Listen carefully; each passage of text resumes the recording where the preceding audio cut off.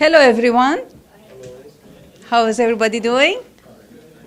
Well, thank you for coming to our tentative work program public hearing. My name is Susan Sadeghi, and I'm the Intermodal System Development Manager and for District 5. And District 5 has 9 counties, including Brevard, Flagler, Lake, Marion, Orange, Osceola, Seminole, Sumter, and Volusia counties. Our purpose this evening is to conduct a public hearing on the department's tentative 5-year work program for fiscal years 2015 through 2019. This public hearing is also being conducted via webinar through access to the department's work program public hearing website, that is www.D5WPPH.com/2013. After the public hearing, there will be a video of this public hearing posted on this website to revisit. Should anyone choose to do so, you may also access the maps for the adopted and tentative projects and citizen reports on the website. For the public hearing record, the date today is December 11, 2013, and the time is 4 minutes after 6. This public hearing is being held at the Department of Transportation District 5 building, located at 719 South Woodland Boulevard, Cypress A and B Conference Room in DeLand, Florida. This public hearing was advertised in the Florida Administrative Weekly on November 25, 2013 and December 6, 2013. The Florida Administrative Weekly is the official publication used to announce the state agency's public hearing and actions. This public hearing was also advertised in the following newspapers: the Ocala Star-Banner, Wednesday, December 4, 2013, Leesburg Daily Commercial, Wednesday, December 4, 2013, the Daytona Beach News Journal, Wednesday, December 4, 2013, Flagler News Tribune, Wednesday, December 4, 2013. Florida Today, Brevard County, December 4th. The Orlando Sentinel, Wednesday, December 4th. The Orlando Times, Thursday, December 5th. La Prensa, Thursday, December 5th. The Sumter County Times, Thursday, December 5th, 2013. Announcements were also provided as a public service on other regional media outlets. In addition, notice of this hearing was posted on several internet websites, including the public involvement section of FDOT website located at www.dot.state.fl.us. At this time, I would like to recognize any elected or appointed officials who have joined us tonight and who desire to have their names entered into the official record. Do we have any members of the legislatures with us tonight? No? Are there any mayors, city councilmen, or county commissioners here? No? Finally, are there any other public officials or representatives that wish to be recognized? Okay. Before we begin our review of the department's tentative 5-year work program, I would also like to introduce the members of the District 5 team who are representing the department this evening. Ms. Noran Downs, District 5 Secretary. Mr. Alan Hyman, Director of Transportation Operations. Mr. Frank O'Day, Director of Transportation Development. Mr. Mario Bizio, District Program Manager. He's not here with us. Mr. Richard Dumling, Work Program Administrator. Ms. Lorena Valencia, FDOT's Brevard County Liaison. Ms. Vicky White, FDOT Lake and Sumter County Liaison. Ms. Claudia Calzareda, FDOT's Volusia and Flagler County Liaison. Mr. Gene Ferguson, FDOT's Orange, Osceola, Seminole Counties Liaison. Ms. Kelly Smith, FDOT's Marion County Liaison. Ms. Mary Shozel, Government Operations Manager. Mr. Steve Olson, District 5's Public Information Manager. Ms. Rebecca Hammond, Florida's Turnpike Enterprise Legislative Affairs Liaison. Each of these individuals have an important role working with local government officials, their staff, the metropolitan and transportation planning organizations, and other transportation agency representing to develop and deliver the projects contained in the Department tentative 5-year work program. I would like to call your attention specifically to the evaluation form that we provided at the signing table. This form has been developed to solicit feedback from the audience regarding the proceedings. The department uses this information to prepare for future public hearings, and I encourage each of you to complete the form and place it at the signing table before you leave. This form is also available on the work program website mentioned earlier for anyone joining by webinar that would like to fill one out. At the conclusion of the presentation, you are invited to provide formal public comments regarding the projects. To ensure that we recognize everyone who wishes to speak, we have provided comment cards at the sign-in table. If you did not get one when you signed in and would like to comment, please raise your hand and the FDOT staff member will bring one to you. You can raise your hand now. No? If you would like to make a comment on the record, please complete the comment card and provide it to any of the FDOT representatives. Department staff is available to complete a comment card on behalf of anyone who may require assistance. Please see one of the FDOT staff members whom I introduced earlier. This form is also available on the work program website for anyone joining by webinar that would like to fill out, and it will be added to the comment portion of this work program public hearing.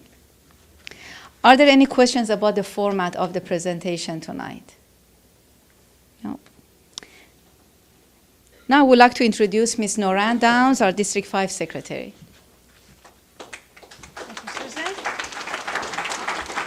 Thank you, Susan. I'd like to welcome you all. Good evening, and thank you for being with us tonight. We are honored to serve the citizens of Florida at the Department of Transportation. The department's mission is to provide a safe transportation system that ensures the mobility of people and goods, enhances economic prosperity, and preserves the quality of our environment and the community.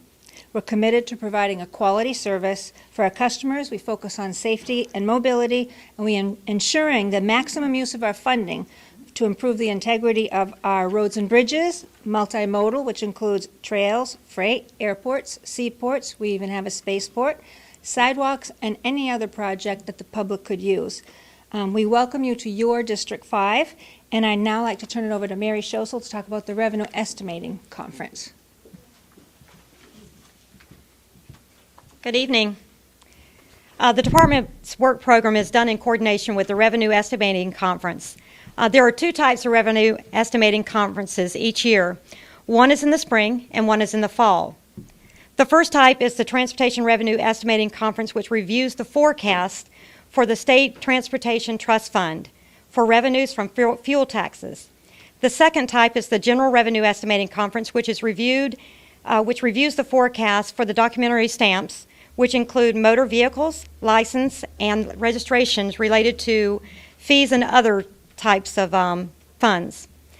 The Spring and Fall Revenue Estimating Conference has taken place this year, and there have been no adjustments made to the work program due to the Revenue Estimating Conference. No projects were deferred, deleted, or moved out of this year's work program. Now I'd like to turn the program back over to Ms. Noran Downs.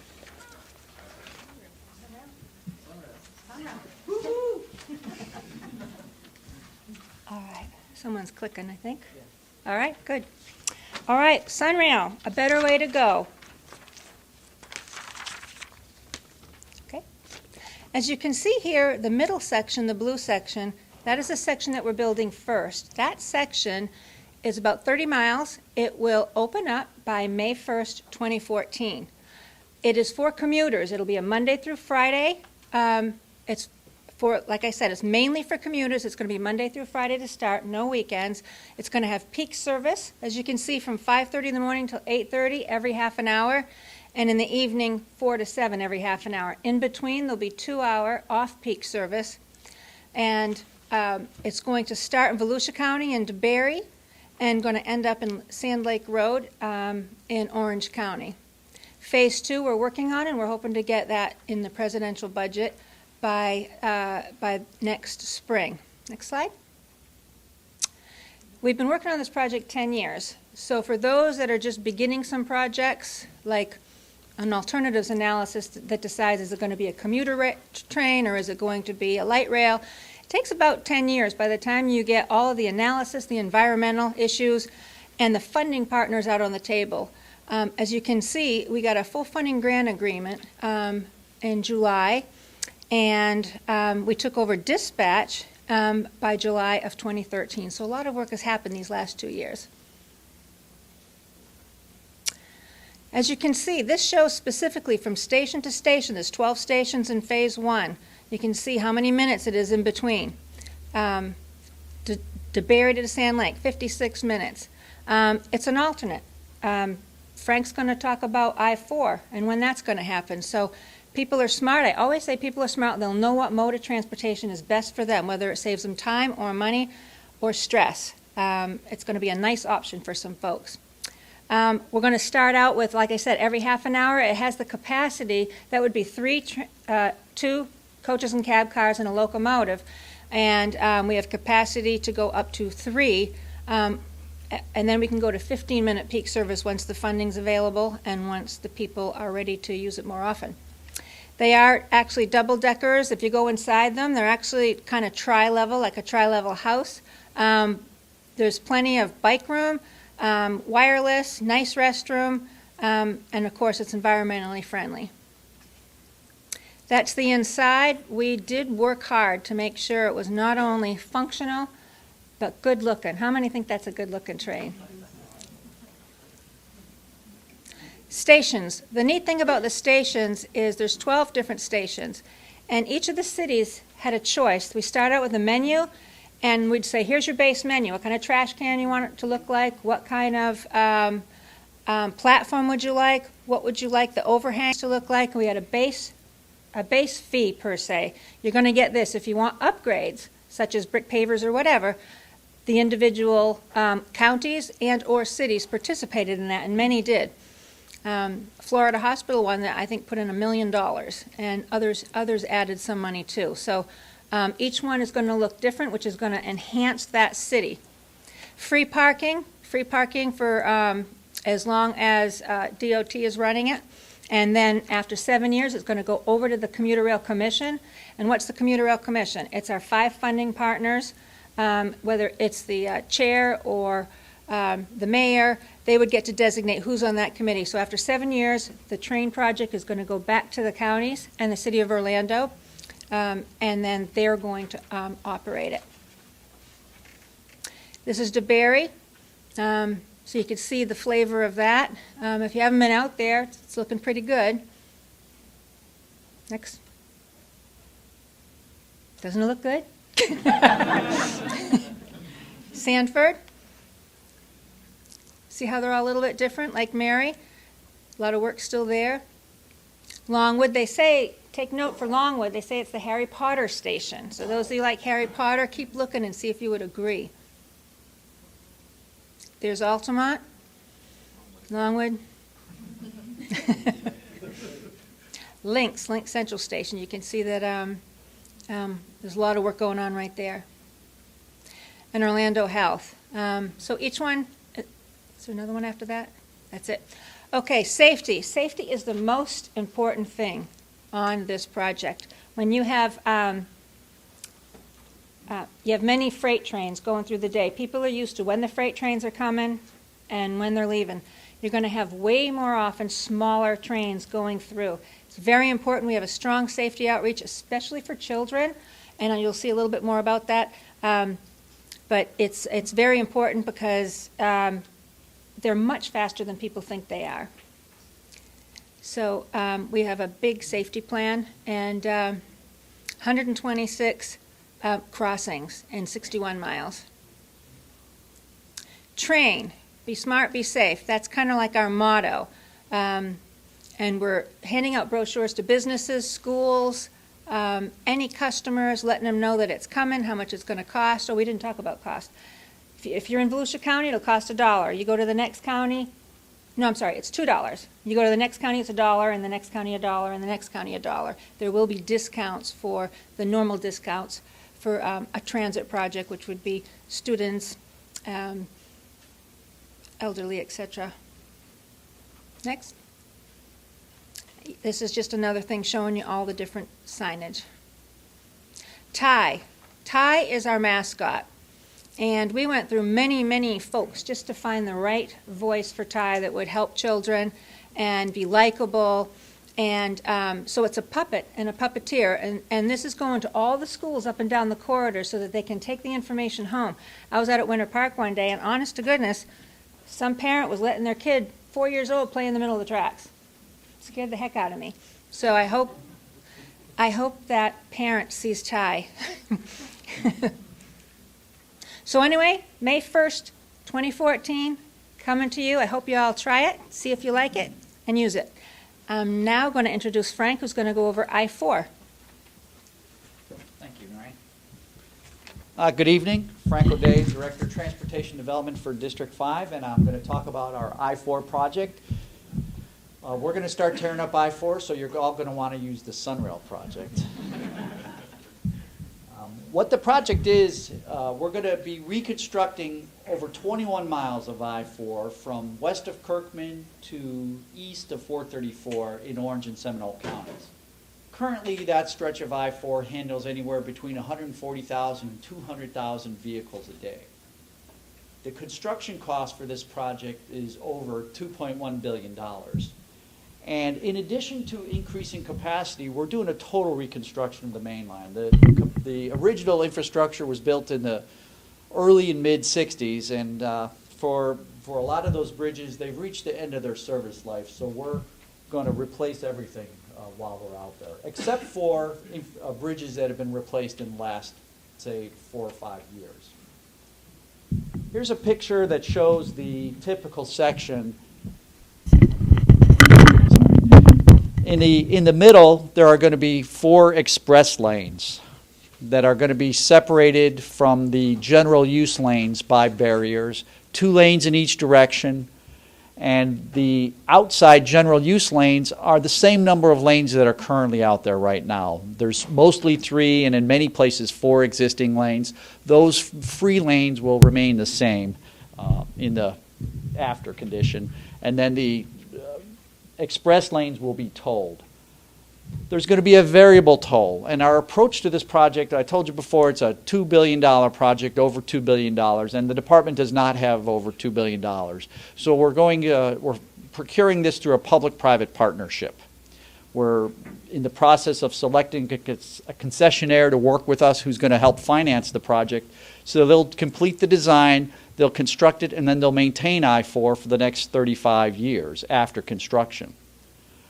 One part about this, though, is the department is retaining the tolling. We will determine what the tolls are, when they'll go up and when they'll go down.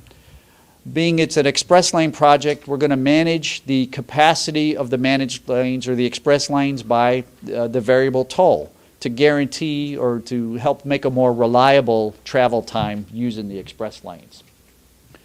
To get to the express lanes, you have a couple of choices. One, there'll be slip ramps along the general use lanes where you'll enter into and get out of the express lanes, and we'll also have 4 locations where you can enter directly into the express lanes from the surface streets.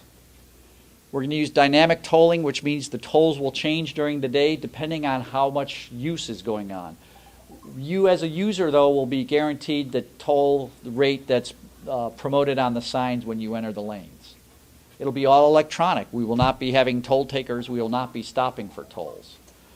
And everyone pays. We're not offering any discounts, no HOV, high occupancy. If you use these, you will be paying. And one of the benefits to this, though, is we are not allowing trucks to use this system. So if you're someone who would rather avoid the trucks, that's an option for you. Here's just a picture. I know it's hard to see. It looks like a lot of lanes, but that tries to demonstrate what a slip ramp looks like. So you're driving along and you'll just be able to veer over to the left and enter into the general use lanes. And then when it's time to go out, they'll be signing as you enter to tell you what the destination, what the travel time is to your next location, and also the cost before you enter. Our schedule, Secretary Downs mentioned that Sunrail is going to be up and running May of 2014. Right now, we're in the middle of our procurement. We've already shortlisted. We've got 4 teams that are working with us, and they're planning to deliver their technical proposals to us in February. February 12th is the big day. We're going to complete our best value selection in April of 2014, and then go through a financial close. It's a little different than a traditional project, so by late summer of 2014, we will be giving the authorization to proceed, and that concessionaire will then complete the design. We expect construction activities to begin early 2015. In addition to the work on I-4, we're going to do extensive reconstruction along the Maitland Boulevard corridor. There's major reconstruction along State Road 436 and that whole area. We're making extensive improvements along the State Road 408. Many of you know we did a large project about 4 or 5 years ago. We're going to be completing the improvements. And then there'll be a new crossing over I-4 at Grand National. We work with the city. One of our direct access points will be there. And it'll create a new connection point from Universal Studios area over to the International Drive area, relieving traffic on Kirkman Road. We have a lot of public involvement, and we continue to do so. Our website is at www.moving-for-word.com. We have a very good project video that we created. If you live in the area, look at the video. You'll get an idea of what the highway is going to look like. I urge you, if you live in the area, to take a few minutes. It's like a 14-minute long video, and give you a much better picture of what we're doing. So that's my presentation, and at this point, I'm going to turn it over to Alan Hyman, who's going to talk about our Wekiva Parkway.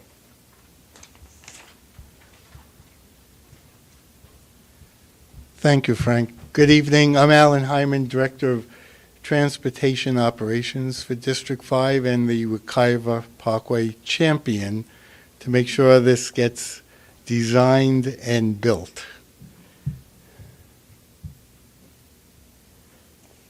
This shows the beltway around Orlando. The red is the existing State Road 417 on the east, 429 on the west, and up on the top, the north, the blue, that's the Wekiva Parkway that will complete that circle around Orlando. And the partners are DOT District 5, Florida's Turnpike Enterprise, and the Orlando Orange County Expressway Authority. And we've been all working on this for, I think, 25 years is the number we've used. I think you're all familiar with the history of it. I'll just be giving an update since last year because it is fairly well along on the design, and we do have one section under construction, and I'll have some pictures of that. Just to recap, it is $1.6 billion to do the whole project. The DOT section, which is Lake County and Seminole County, is approximately $1 billion of that. It's 26 mile. I guess I need my glasses for this stuff. 25 mile. Toll road, that's close. And there's also, I should know all this stuff. And there are non-toll road improvements, including widening State Road 46 in Lake and Seminole counties, rebuilding the US 441 State Road 46 interchange in Mount Dora, which will include a flyover south on OBT heading east to the Parkway, relocating County Road 46A in Lake County further west to improve wildlife connectivity, and we'll also get the existing road out of state lands. And that was part of the commitment that the state made to build the Wekiva Parkway, and also including parallel service roads in East Lake County and Seminole counties. And will also include multi-use trail. It will be accommodated on all the bridges in Lake County, and it will also be accommodated on the main Wekiva River crossing. So that will be a big part of the trail system for Lake, Seminole, and Orange County. And this slide shows the different sections. I don't know if you could see the numbers, but there are 14 different sections. This is a little different than the procurement, well, a lot different than the procurement for I-4.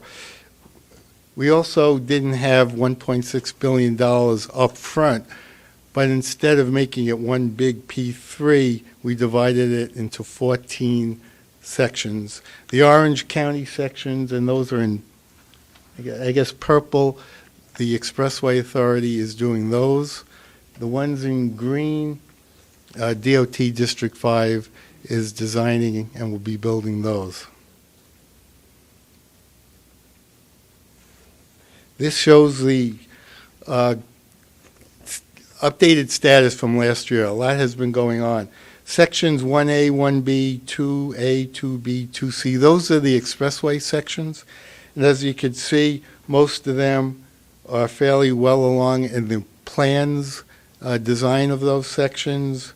And they will be constructing sections 1A and 1B starting in fiscal year 15. So that's probably around another year or so from now. And those are the sections just north of where State Road 429 ends now at OBT.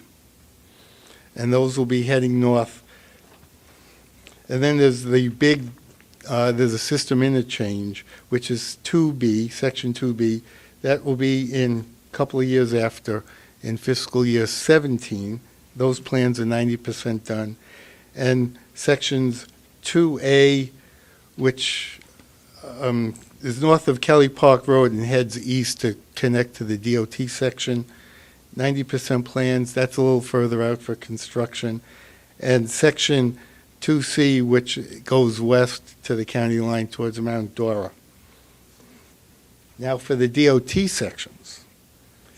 3A, which is, it's a little piece from the county line into Lake County heading west towards Mount Dora, and that is one of the smaller pieces. That's at only 30% plans now, and they'll be under construction 2016, 2017.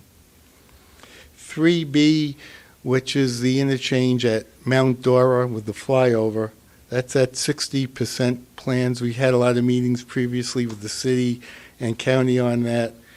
Flyover will be as proposed in the PD&E, but we came up with some aesthetic features for that. And that construction will be in fiscal year 17 for that one. 4A and 4B is the current section in Lake County between County Road 435 and State Road 46. That is currently under construction, and I'll have some pictures of that. It is beginning to look like a road. Section 5 is the relocation of County Road 46A. There was some controversy on the actual location from the preferred alternate. We met with Lake County commissioners. They voted, agreed on the preferred alternate. So design is underway for that, 30%, and that will be under construction in fiscal year 17. Section 6, this is the main part in Lake County, basically along the current alignment of State Road 46. This is the interesting section. This has the wildlife crossings, approximately 7,700 feet total in 3 bridges, and that's what the connectivity between north and south on the state lands. That also includes a service road. There are resident communities on the Lake County side, and it also includes the main river crossing across the Wekiva River. If you all don't know, the Wekiva River is a designated national wild and scenic river, so you can't just put any old bridge across the river. There are a lot of constraints, a lot of commitments, and I just actually spent all day today in a bridge charrette talking about what the bridge will look like, and that has to actually go through National Park Service. It was a good day. It's interesting. The main span will be a lot nicer looking than the one out there now. If you're not familiar with it, it's a low-level trestle, basically. This will be Mid-level, it'll be 45 feet clear span over the river. One span, there will be no piers in the river. It'll be blending in with the natural beauty of the Wekiva. It will actually be a fairly significant signature bridge, which will enhance the experience of being on the river. We just started that. We have another charrette in January to actually finalize the details of the bridge. Then moving further east, Section 7A, which is the main section in Seminole County along the current State Road 46 alignment, is currently in 30% plans, and that will be under construction in fiscal year 18. Now, if you notice, a lot of this construction is in outer years. That was part of the funding. Since we didn't have all $1 billion to do it up front, we kind of had to spread it out. Section 7B is 6-laning of State Road 46, where it's currently 4-lane, and that's really out. We haven't procured the consultant for that one yet. That will go to design in 2016, so that'll be a project coming up. And the big spaghetti interchange with I-4, and this is the most expensive part, will be the last part designed and built. It will be design-build, and that will be finished approximately 2021, and that will finish the whole project. So unfortunately, it will not be there for the I-4 construction, but by 2021, the Beltway around Orlando will be finished. Back in July, we had Governor Scott come down. We had a big kickoff at Wilson's Landing Park off of the river in Seminole County. If you could see the picture there with the shovels, we had a little tree planting, since we have a lot of stakeholders and environmentalists in this project, and you'll probably see a lot of familiar faces in that picture. It was a great day. It was a little hot in July, but it was worth it. We waited 25 years for that. Finally got the official groundbreaking. And finally, this is that section 4A, 4B in Lake County. You could see it. It's actually starting to look like a road. It's approximately 35% finished. They just started putting in the foundations for the floodplain bridge south of State Road 46. And if you go by State Road 46, where you see the construction trailer, you could see some of the embankment for the interchange with State Road 46. So that one's coming along, and that will be finished around a year from now, late fall, early winter 2014.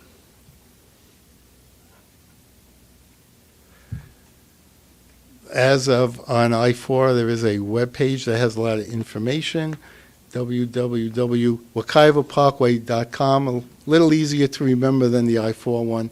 And that has all the latest updates, the plans. I think there's a lot more pictures of construction. Then there was a lot of information on the projects that are being designed now and when construction will be. So Wekiva Parkway is moving. Design's coming along, and construction is underway. And with that, I will give the floor to Mary Scholzel, who will talk about Coast to Coast Trail update. Thank you, Alan. Again, Mary Scholzel, Government Operations Manager. I'd like to talk a little bit about the Coast to Coast Trail. The Metropolitan and Transportation Planning Organizations, also known as the MPOs and TPOs, in the Central Florida area belong to the Central Florida Metropolitan Planning Organization Alliance, which meet on a quarterly basis to discuss regional transportation activities and issues. This year, all of the MPOs and TPOs in Central Florida worked together on an initiative to develop a regional priority list to submit to the Florida Department of Transportation for regionally strategic intermodal system projects, regional trail projects, regional transit projects, and regional coast-to-coast trail projects. The Department appreciates the time and effort that the Central Florida MPO Alliance has put into this initiative, and because of this regional thinking, the Department has programmed several projects on the regional coast-to-coast trail priority list.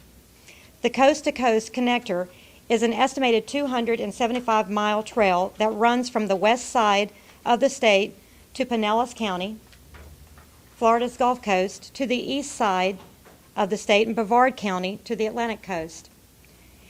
We will have a map up here, and there's also available after the public hearing a map against the wall here.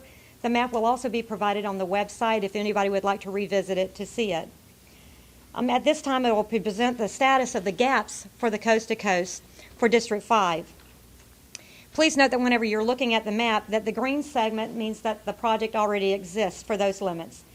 The orange segment is the part that is not funded yet, and the blue segment is funded. Starting with the South Sumter Connector, which goes from Withlacoochee State Trail to the Van Fleet State Trail.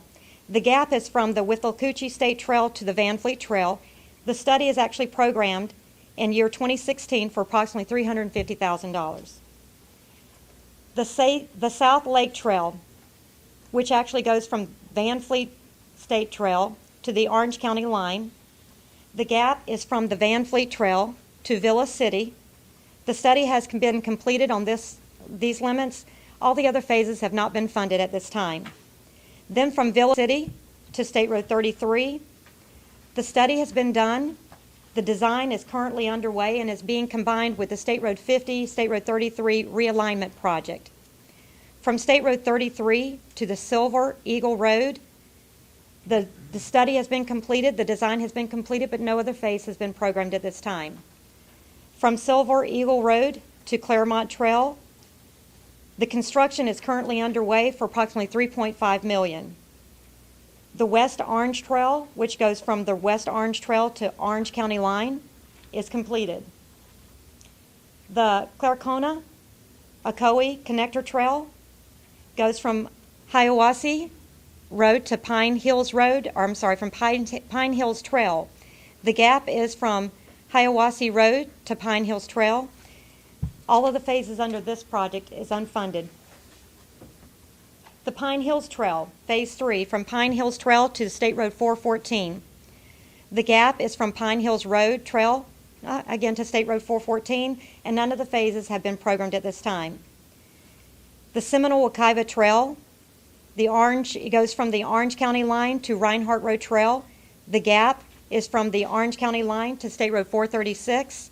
The construction is underway for about $2 million.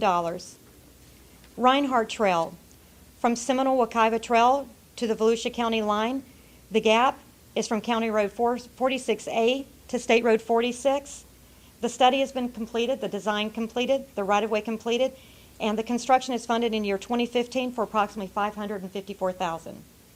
The Spring to Spring Trail goes from the Volusia County line to the East Central Florida Regional Rail Trail. The gap is from Mission Boulevard to Deltona Boulevard. The construction is currently funded in the year 2014 for approximately $443,788. The East Central Florida Regional Rail Trail, which actually goes from the Spring to Spring Trail to the Space Coast. There are several gaps on this section. The gap from Volusia is from the Geis Road to Gobbler Lodge Road. Right-of-way has been programmed in current year for approximately $454,000. Construction is funded in fiscal year 2019 for approximately $4 million. From Gobbler Lodge Road to Maytown Spur Road, the construction is funded in fiscal year 2015 for approximately $5.5 million. From the Volusia County line to Kingman Road in Brevard County, the construction is currently funded in year 2014 for approximately $3.9 million. From Kingman Road to Dray Road in Brevard County, construction is currently underway for approximately $1.5 million. From Dray Road to Canaveral Avenue, including the bridge, the pedestrian overpass, the construction is currently funded in 2014 for approximately $3.6 million. The Space Coast Trail from Canaveral Avenue to Atlantic Avenue, there are two gaps. The first one is Canaveral Avenue to Max Brewer Causeway. The master plan has been completed, but no other phase has been funded at this time. From the Max Brewer Causeway to Atlantic Ocean, the master plan has been completed, but no other phase has been programmed at this time. And that completes the presentation on the coast to coast. Now I'd like to go over the process for developing the work program. The development of the work program involves intensive coordination with the local governments, including the metropolitan and transportation planning organizations and other city and county officials. In urbanized area, metropolitan and transportation planning organizations have the responsibility to develop transportation plans and prioritize transportation needs. Each year, new projects are added to the program in the fifth year of the work program cycle to ensure that the financial balance forecast for the first 4 years is maintained. As a new fifth year is added to the cycle, the current year drops out of the plan, introducing a new fifth year in the work program. In the month of September, the department receives the project priority list from each one of the metropolitan planning organizations and that has been adopted and approved by their board members. The department uses these priority lists to select and program projects in each county. The department also prioritizes projects in non-metropolitan planning organizations such as Flagler County, which follows the same process. The department's final tentative 5-year work program will be made part of the statewide tentative 5-year work program that will be reviewed by the Florida Transportation Commission and the Department of Economic Opportunities. The Commission reviews the statewide work program and its elements for compliance with federal and state law. The Department of Economic Opportunities reviews the program for compliance with the local government's comprehensive plans. The Florida Transportation Commission will hold a statewide public hearing on the tentative 5-year work program on Monday, March the 3rd of 2014 in Tallahassee at the Burns Building at 605 Swanee River, Tallahassee, Florida. After the commission hearing, the work program they recommend will be submitted to the governor and then to the legislature for funding approval. The work program will be adopted July 1st of 2014. If anyone should have any questions about this process and would like to know any more information about it, please give me a phone call. My phone number is 386-943-5398, and I'll be happy to explain the process and sit down with you and show you it as well. At this time, we'd like to discuss the projects as of today, December the 11th of 2013, that the department is proposing to put into the tentative 5-year work program for each county. Please note that we are only discussing a couple of the projects for each county. There are others which you can get information on the website, the FDOT website for the work program mentioned earlier. Please let me also point out that all of the projects discussed tonight are being proposed and are subject to change due to the work program public hearing comments. At this time, I'd like to turn the program over to Ms. Lorena Valencia, who will discuss the Brevard County projects. Thank you, Mary. I would like to review the projects proposed for the Space Coast Transportation Planning Organization. The projects in Brevard County include Project A widening project on Babcock Street, State Road 507, from Malabar Road to Palm Bay Road. The right-of-way phase for this project is being proposed in multiple fiscal years between 2018 and 2020 for approximately $27.7 million. Project B, a widening project on Malabar Road, State Road 514, from Babcock Street to US 1. The design phase of this project is being proposed in fiscal year 2019 for approximately $2.9 million. Project C is a widening project on Clear Lake Road, State Road 501, from Michigan Avenue to Industry Road. The design phase of this project is being proposed in fiscal year 2019 for approximately $2.4 million.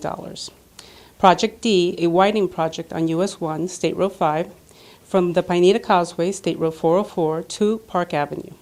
The project development and environmental phase is being deferred from fiscal year 2015 to fiscal year 2019 for approximately $1.8 million.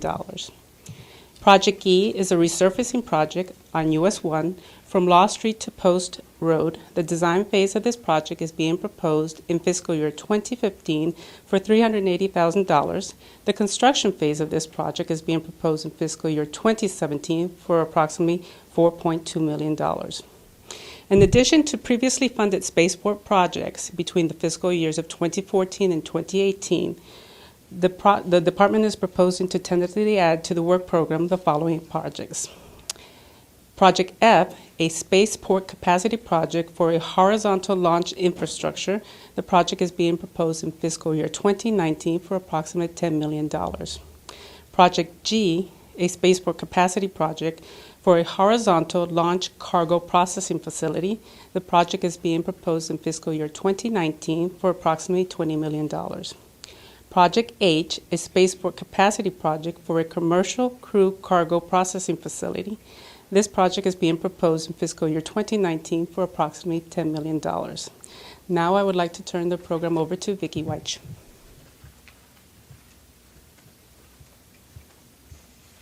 Thank you, Lorena. Now I would like to review the details of the projects for the Lake Sumter Metropolitan Planning Organization, starting with Lake County projects. Project A is an add lanes and reconstruct project on State Road 500, US 441, from Lake Ella Road to Amadina Central. The construction phase for this project is being proposed in fiscal year 2019 for approximately $30 million. Project B is a new roadway construction project called the Lake Orange Parkway Project from US 27 to State Road 429. The alternative corridor evaluation study is being proposed in fiscal year 2015 for approximately $303,000. The project development and environmental phase is being proposed in fiscal year 2016 for approximately $3.7 million.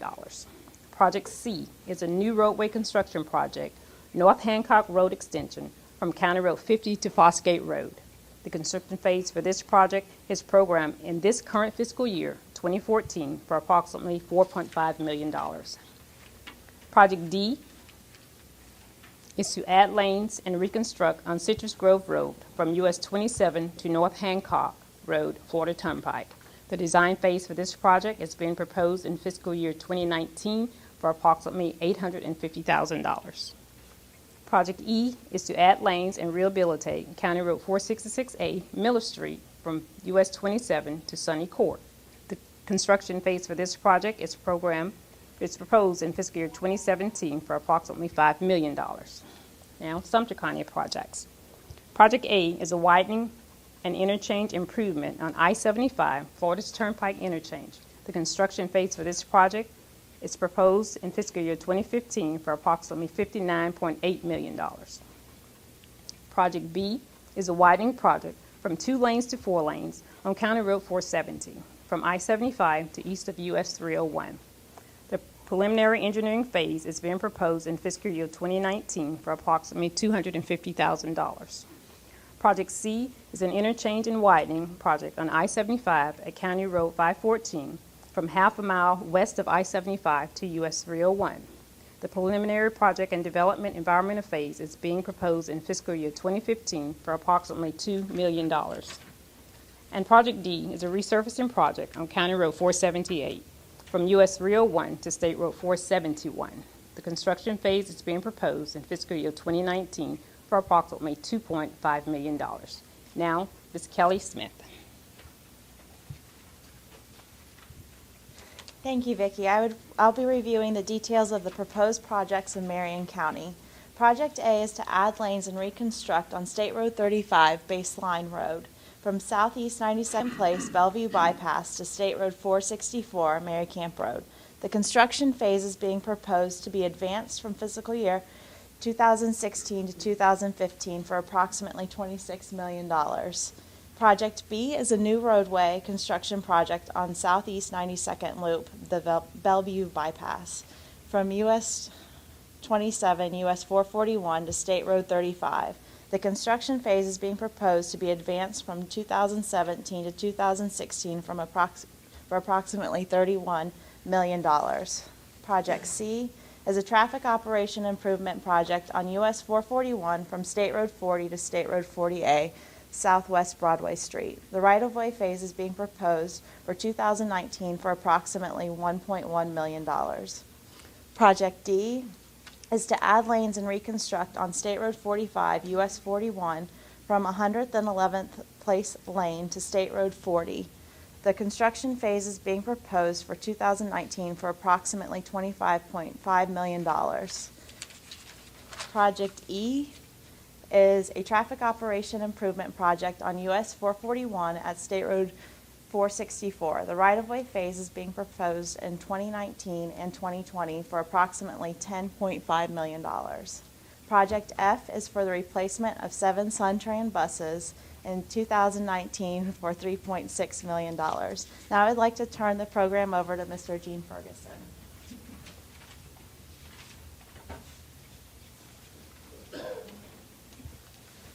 Thank you, Kelly. I'd like to present the projects for the details for the MetroPlan Orlando Metropolitan Planning Organization. MetroPlan Orlando covers Orange, Osceola, and Seminole counties. The main projects for the MetroPlan Orlando region, starting with Orange County, include Project A, which is adding lanes and reconstructing State Road 15, Narcoossee and Narcoossee Road, Hoffner Avenue, from north of Lee Vista Boulevard to Conway Road. The construction phase of this project is proposed to advance from fiscal year 2017 to 2015 for approximately $23.5 million.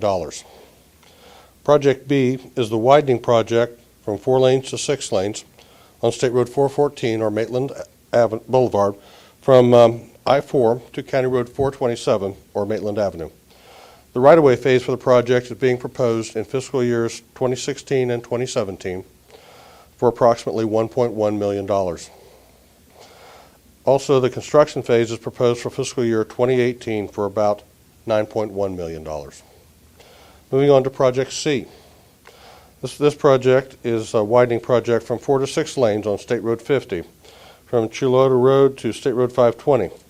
The design phase for the project is being proposed for fiscal year 2018 for about $3.1 million.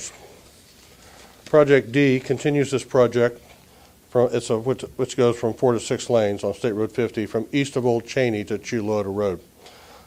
This project also includes the design work that was being done in 2018 as well for the right-of-way phase of the project, proposed in 2019 for approximately $2.1 million.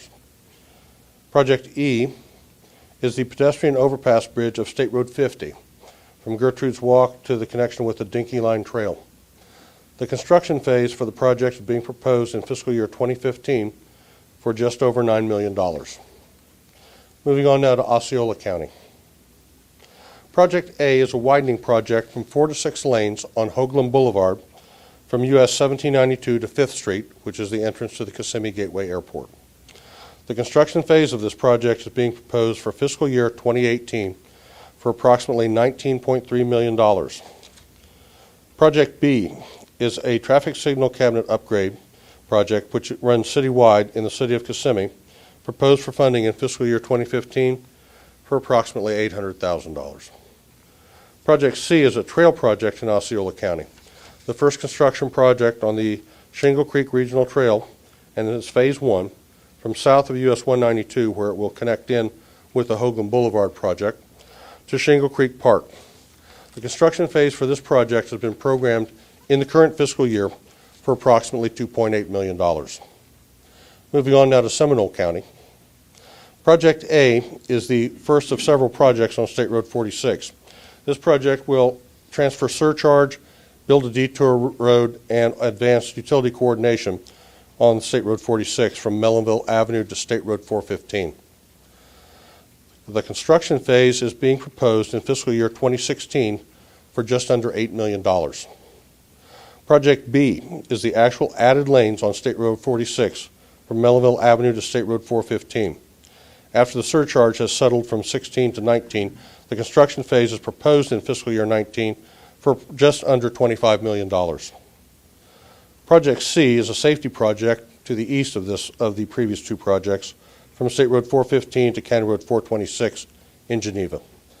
The design phase is proposed in fiscal year 2015 for approximately $1.1 million. Project D is a widening project from 2 lanes to 4 lanes on State Road 426 and County Road 419 from Pine Avenue to Avenue B in the city of Oviedo. Construction phase for this project is being proposed in fiscal year 2019 for approximately $9.5 million. Project E is the widening of State Road 434 from Smith Street to Franklin Street in Oviedo.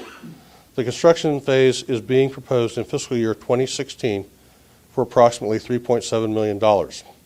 This project and Project D are done in partnership between the Department, Seminole County, and the City of Oviedo.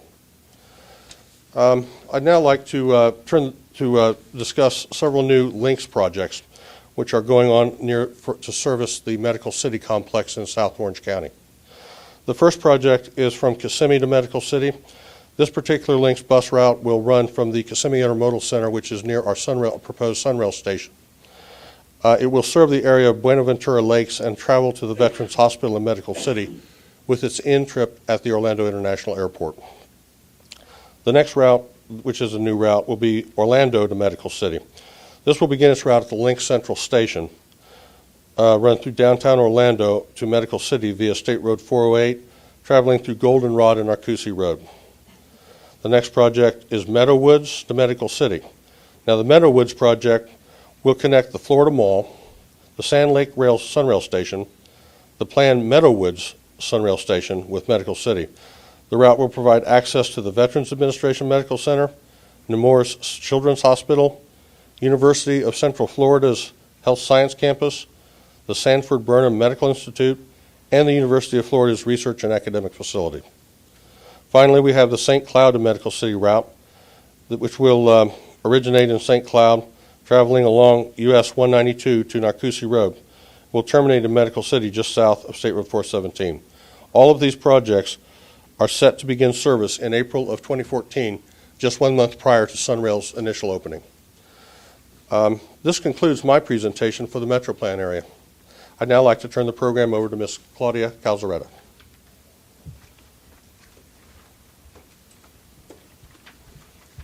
Thank you, Gene. I would like to review the projects for the Volusia and Flagler TPO.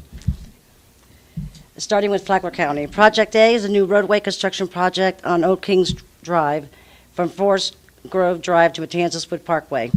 The construction phase is being proposed to be advanced from fiscal year 2018 to fiscal year 2015 for approximately $6.2 million. Project B is a resurfacing project on County Road 304 from County Road 305 to State Road 5, US 1. The design phase is being proposed in fiscal year 2017 for approximately $250,000. Project C is a new roadway project on Old Kings Road Extension Phase 2 from Matanzas Wood Parkway to Old Kings Road. The right-of-way phase is being proposed in fiscal year 2016 for approximately $600,000. Project D is a resurfacing project on County Road 2006 from Dead Lake Park to County Road 305. The construction phase is being proposed in fiscal year 2019 for approximately $2.5 million. Project E is a resurfacing project on County Road 2009, Lake Diston Drive, from Lake Diston to County Road 305. The construction phase is being proposed in fiscal year 2015 for approximately $1.5 million. The projects for Volusia County are: Project A is the Ultimate Fix System interchange project on I-95 from half of a mile north of State Road 44 to 1.6 miles north of US 92. The construction phase is being proposed in fiscal year 2015 for approximately $239 million. Project B is a widening project from 4 to 6 lanes on State Road 600, US 92, from the I-4 eastbound ramp to Tomoka Farms Road. The right-of-way phase is being proposed in fiscal year 2019 for approximately $10.1 million. Project C are 3 intersection improvements on State Road 5, US 1, at Canal Street, Reed Canal Road, and Big Tree Road. The right-of-way phases are being proposed to advance from fiscal year 2015 to the current fiscal year 2014 for approximately $1.4 million. Project D is a pedestrian safety project on International Speedway Boulevard, State Road 600, US 92. The right-of-way phase is being proposed in fiscal year 2015 for approximately $1.3 million, and the construction phase is being proposed in 2015 for approximately $17.4 million. At this time, I would like to turn the program over to Ms. Rebecca Hammond from the Florida Turnpike Enterprise.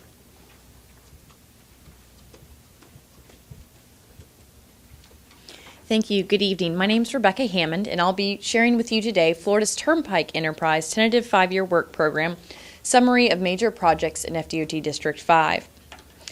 We've created a very user-friendly guide that's over by the table if you'd like to pick it up on your way out, and I'm sure some of you have it in your seat and can follow along, which provides descriptions of the major projects that I'm about to discuss. I'll begin with a county-by-county breakdown. Beginning in Brevard, we have a joint project with FDOT District 5 to resurface State Road 407 from the Beachline Expressway to State Road 405.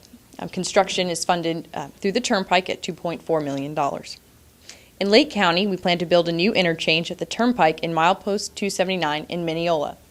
This project has been an enormous partnership between the city, the county, the developer, FDOT District 5, and the Turnpike. So we're very excited to see this project moving forward. It is funded for both design, or it's a design build delivery method. It'll be $41 million in fiscal year 2015. It will relieve congestion at the adjacent Turnpike interchange at State Road 50 and US 27 and will spur economic development. In Orange County, we will be building a new interchange on the Turnpike and State Road 417.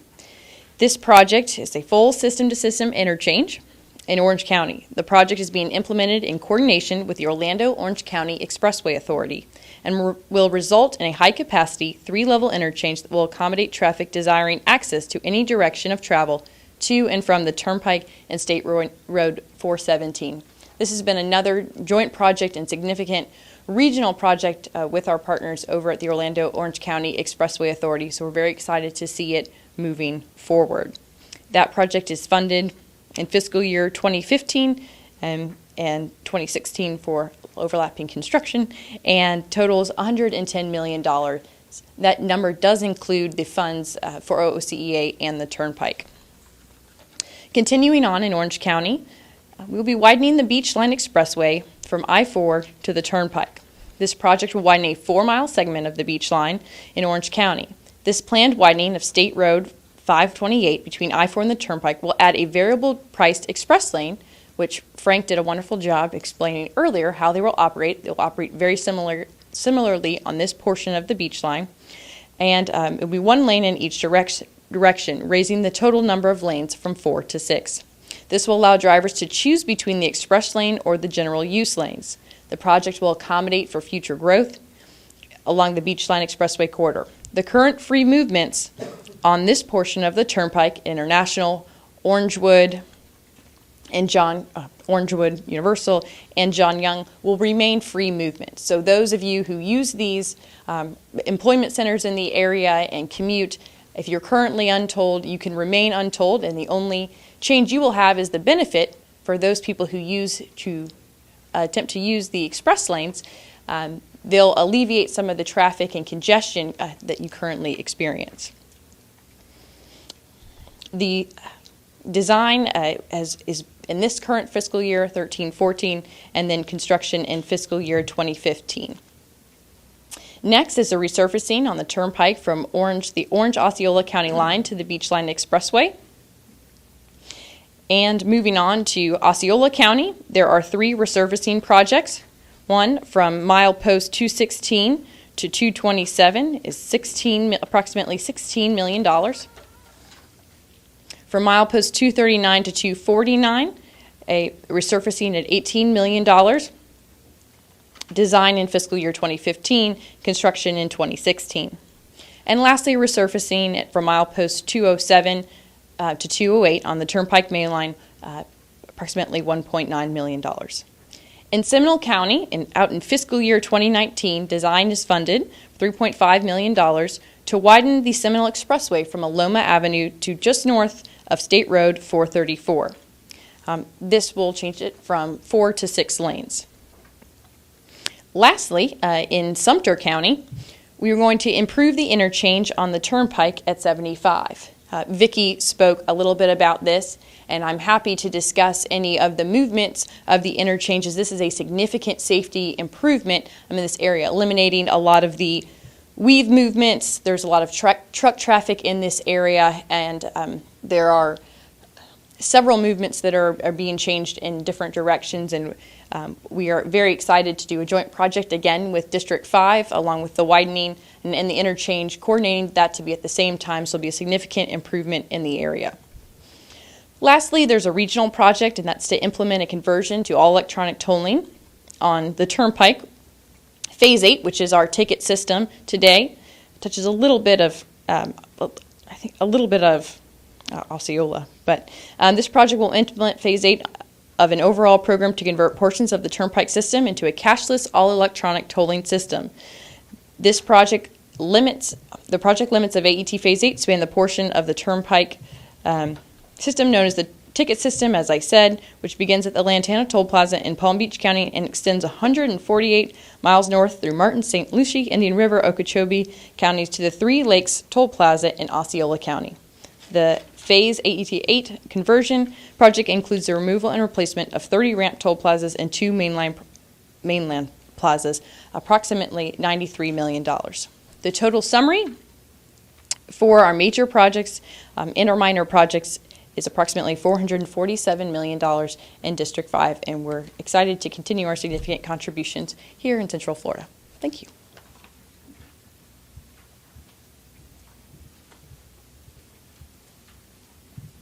At this time, we would like to encourage your participation in developing the tentative 5-year work program. There are several ways for you to provide feedback. As I mentioned previously, a comment card is at the signing table. If you wish to comment verbally at this time and you have not completed your comment card, please do so. And if you don't have one, please raise your hand and someone will bring it to you. Anybody needs a comment card? If you'd like to make written comments only, please fill out the comment sheet and give to one of the FDOT liaison introduced earlier. If you prefer, you may make individual comments directly to the court reporter that will be here for the next 30 minutes after the public hearing presentation is completed to take your comments. So at this time, I would like to collect the comment cards.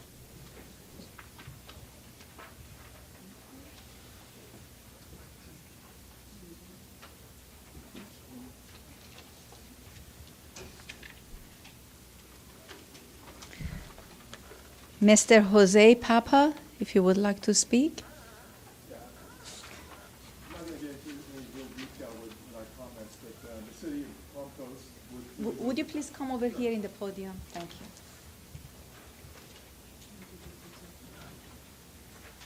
And if you would introduce yourself. Sure, no and your problem. agency.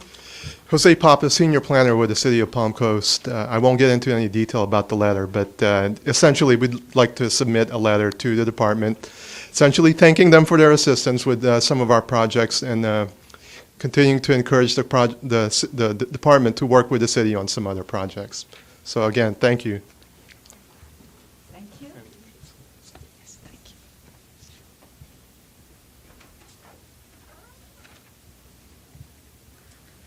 Mr. Tom Friend.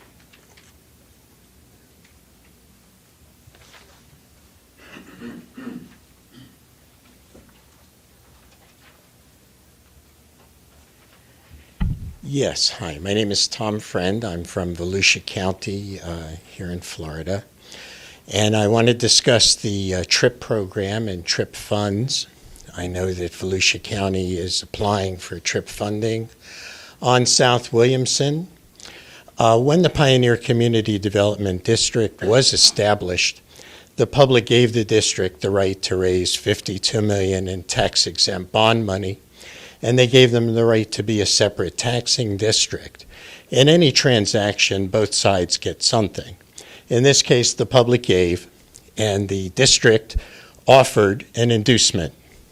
There would be no public costs. The words used were administrative only, minimal costs, that they would take care of their own facilities, their own roads, their own sewerage, and these types of facilities. This TRIP funding that's being applied for, and they also guaranteed in their application that they would not apply to the state for money. This was all supposed to be limiting the access to the public purse, to taxpayer dollars. Now we have Volusia County has promised them money for this road, all of which is located within this Pioneer Community Development District, a 4-lane road where there's no need for a 4-lane road. A 2-lane would be more than adequate, where the developer has promised that he would come up with the funding through this Community Development District, and now they're applying for state funding for $9.8 million. This is exactly why this was approved, was to keep them away from the public purse, and that's exactly what they promised that they would do. So it seems very inappropriate to me that TRIP funding is even being considered. And if this truly is a project of regional development, and I really believe it is, why is there no DRI? I've asked this question for years at numerous public meetings. There's still no DRI. You have an interchange being proposed, you have a 4-lane road, you have thousands of homes, you have something at the city level, something at the state level, something at the county, but never a holistic approach. What you do have is the citizens continuously saying, we don't want this. And you have FDOT saying if you build a 4-lane road in that location, you will cause the local roads to fail. All we've asked for is leave it a 2-lane road. Please don't bring state funding into it. That's not fair to the taxpayer. That's why this district was developed. And maybe once in a while, some of these developers will actually keep their promise. Thank you. Thank you. Ms. Laurel Friend.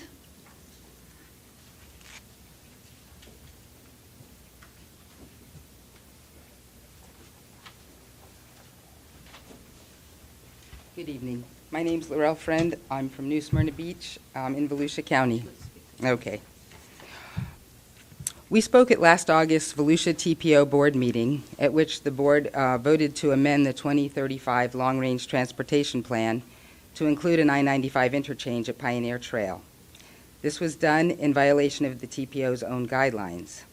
Chapter 9 of the LRTP amendment procedure details the process for amendment, and I quote, "Amendments to add projects to the needs plan must still go through the technical review process. Our requests to see the technical review remain unanswered. In addition to Chapter 9, there are 5 criteria for a project's inclusion on the needs list. In 2011, the Pioneer Trail Interchange project failed all 5 criteria. We asked what has changed since then, but get no answer. We spoke to the director of the MPOAC, and he said he would look into it and get back to us. He did not. He also suggested that we work within the system. How can we do that when the TPO does not follow its own guidelines? And that's why we are here tonight. In 2008, the public was promised by the TPO board that this project would go through due process before being added to the 2035 LRTP. We are being told, don't look, don't ask questions. A 4-lane South Williamson Boulevard extension at taxpayer expense, dead-ending into an inadequate Pioneer Trail, will cause Pioneer Trail to fail. Once that's in place, an I-95 interchange at Pioneer will be the only thing to solve the problem we didn't have in the first place. No forum has been provided in which to holistically address the South Williamson extension, the interchange project, and the adjoining Pioneer Community Development District. This continues to leave the public at a disadvantage. Thank you. Thank you. Mr. Mark Bonterage.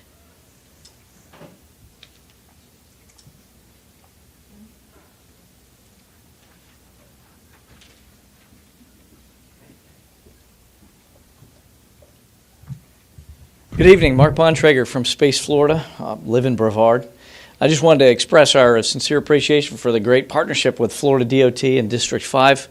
Over the last few years, we have had the opportunity to implement a number of projects, about 6 major projects on the spaceport, which is really a first for the nation as a state has become involved with infrastructure on spaceports. Those 6 projects have led to about 750 jobs and a total of about $100 million of investment in the state of Florida that I don't believe would have happened at all without the state's participation in these efforts. So I just want to take this opportunity as part of a public comment to recognize Florida DOT, District 5, and the great partnership with Space Florida. Thank you. Thank you. Mr. Derek Lamontague.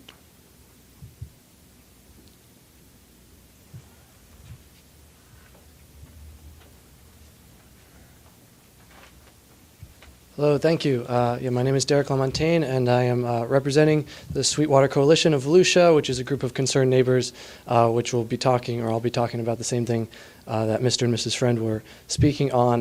This is regard to last month, the county of Volusia and city of Port Orange were trying to submit applications for the TRIP funding, and they're trying to get $9.8 million from state funds, which are really unjustified and unneeded to build this extension to South Williamson Boulevard. It wasn't talked about by Ms. Calzaretta today, but it is in the process of being applied for, and that's why we're trying to nip this in the bud. And because there's a lot of citizen outrage that, first of all, the funds or the costs keep increasing. Originally, it was sold to the public as an extension of the road, a complete 4-lane extension at, the TPO estimate was just over $8 million in 2008. Last year, it was paid for, or at least voted on by the county of Volusia at $9.8 million, and that was to cover the entire cost.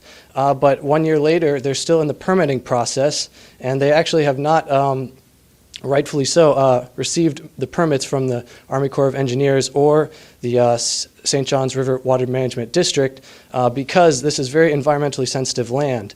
It's the water basin that flows right into Spruce Creek, and Spruce Creek waterway is actually an impaired water body. That means it's already saturated with nutrients that shouldn't be there, nitrates and phosphates and various other things.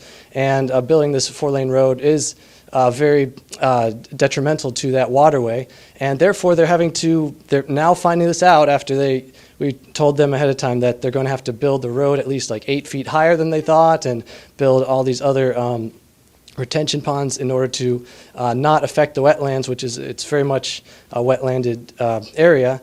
And so we really feel that now that they're asking for a doubling of the cost just because the TRIP funding will match cost, that's really not a good use of state funds in that way. And so we feel that when it comes time to make that decision, that the state will deny those funds, especially since all the improvements being done to I-95 will offset the need for any sort of parallel pathway that goes through there. So again, if these funds are not received from the TRIP funding, like the road could still be built as a 2-lane road, and that would definitely have much less environmental impact. So please don't provide the funding, and thank you very much.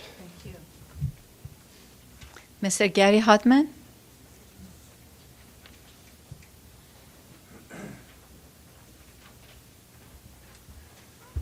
Thank you. Gary Hutman with Metroplan Orlando, although I am a resident of right here in DeLand in Volusia County. I just want to thank DOT for the relationships that we've had with you again this year. It's great to see so many of the huge projects being advanced. But regarding the State Road 50 project, I did want to point out that we had this presentation at our board meeting this morning, and the concern came up over, I believe, the piece C, the piece that includes the bridge over the Econ. And the concern was to see what the department could do to advance the design of that along with the construction or reconstruction of that bridge, rather than having a major construction project, I believe, in the second year of the program, and then coming along in the not too distant future for more work that might tear that up, and it would just be better received by the public. And then I also want to express our support of the Coast to Coast. We have spent many hours working on that through the Central Florida MPO Alliance and with the Chair's Coordinating Council in West Florida, and we appreciate DOT's work and efforts on that. And then finally, the OIA Intermodal Center. I know that there will be an interest in pursuing some of the $60 million going to the Florida Rail Enterprise for assistance on that project, and we very much support that. So thank you. Thank you. Mr. Mike Woods?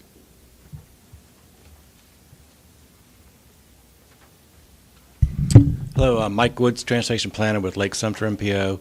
Just like to express our appreciation for District 5 working with us, advancing our long-range goals. Particularly, Alan Hyman, thank you for working with us on the Wakaiba Trail project. It's amazing how much attention attention the trail projects get nowadays in our public meetings. There's not any public meeting we go to we're not talking about our big regional trails. And I'm really proud of our whole region coming together and prioritizing and funding the Coast to Coast Trail through our area. I think we're really setting the standard for the whole state with this process and how we're doing this. I want to thank you very much. And thank our liaison, Vicki Weiss. She works hard for us and our local priorities. Thank you. Thank you. Mr. Mark Ryan?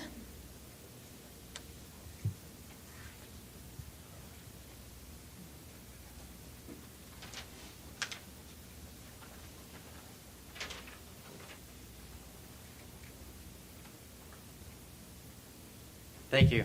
I'm Mark Ryan, City Manager, City of Titusville. Happy holidays. I would like to commend FDOT for the tremendous effort you've done to enhance transportation, not only in Titusville, but all of Central Florida and Brevard County. You have funded enhancements for things such as the rail project. Titusville has had the opportunity now to have a pedestrian bridge over Garden Street that's going to be a part of the rail project.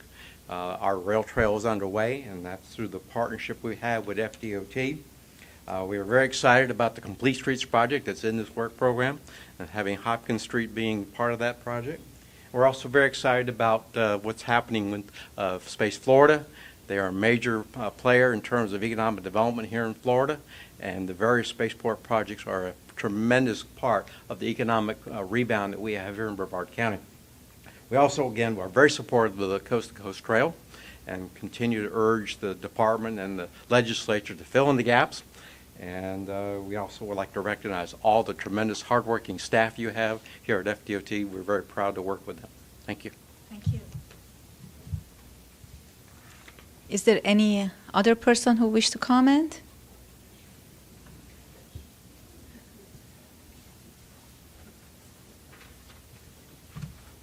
I'm Brian Sanders with Orange County. I'm here on behalf of Renzo Nastasi.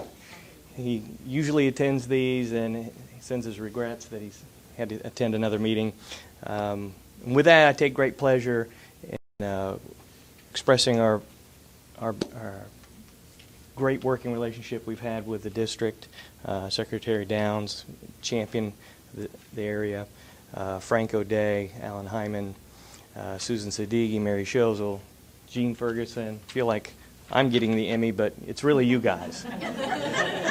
So, more specifically, we appreciate granting our request to split the East State Road 50 project.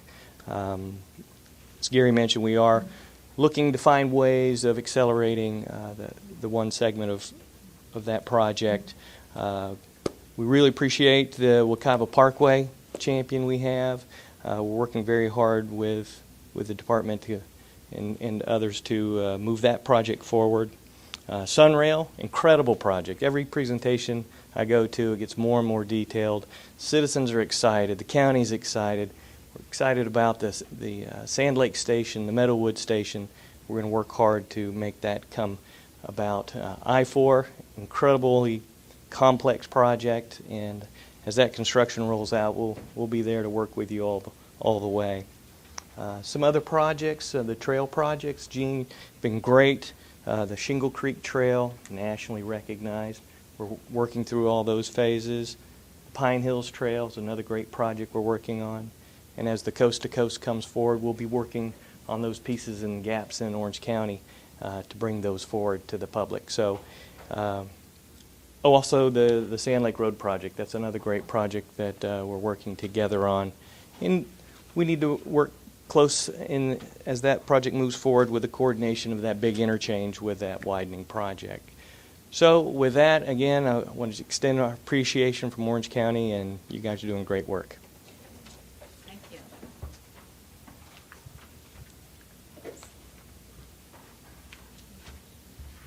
Yeah, my name is Eric Hill. I'm from the Turnbull Bay community in New Smyrna Beach. Well, actually, it's in the county, part of the county in New Smyrna Beach. And I'm concerned also about the extension of Williamson Boulevard through what was called the old Spruce Creek Swamp. That area has a number of culverts under the interstate at this point in time.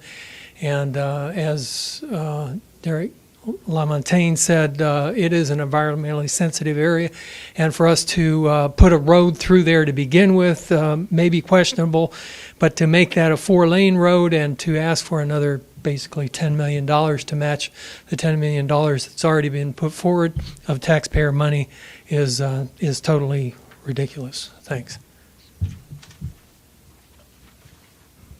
Thank you.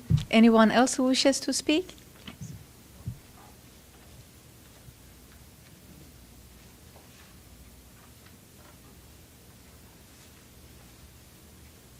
Jim Sloan with the City of Daytona Beach.